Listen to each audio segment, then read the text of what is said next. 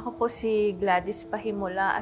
Asawa po ako ni Clyde Pahimula na member ng OBI. 11 years na po kami nagsasama ng asawa ko. 5 years old pa na yung panganay namin nang mag-abroad yung asawa ko. Kulang yung sa sahod niya at gusto niyang makapagpatayo kami ng bahay.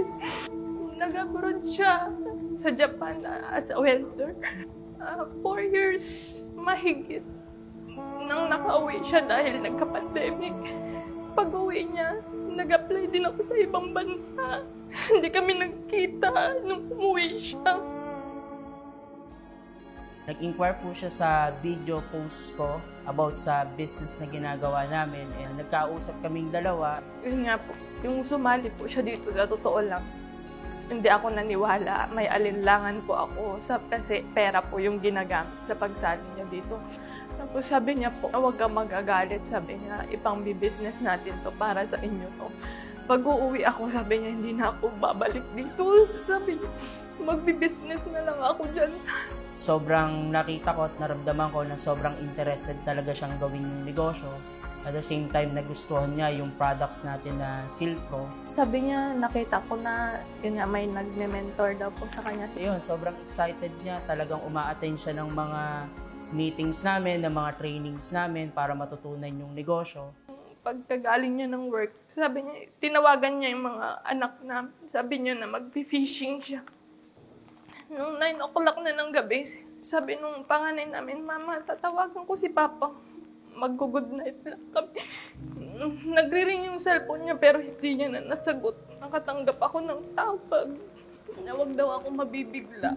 Patay na daw yung asawa ko dahil nalunod lang. Sabi ko, ang galing niya lumangoy. Paano siya malulunod? Mga anak namin, alilig pa. Siya lang yung nagsusupport sa amin dahil umuwi na rin po ako. Yung pag-aaral nila, paano? Wala nang ibang tutulong sa akin. Balak ko po sana ulit mag-abroad. Nagpaalam ako sa mga anak. Sabi nung panganay ko, Mama, baka maulit, sabi niya po. Nireport ko po kay sir na sabi ko na na-aksidente po yung asawa ko. Tapos sabi niya, yun po na may makukuha nga daw po siya. Pero hindi ko po alam na may insurance. Salamat asawa ko.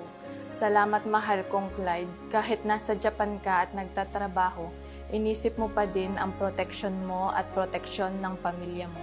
Kumuha ka pa din ng OBI Cellpro. Noong nabubuhay ka, inalagaan mo kaming pamilya mo at hanggang ngayon, nasa payapa ka ng lugar, patuloy mo pa din kaming inaalagaan.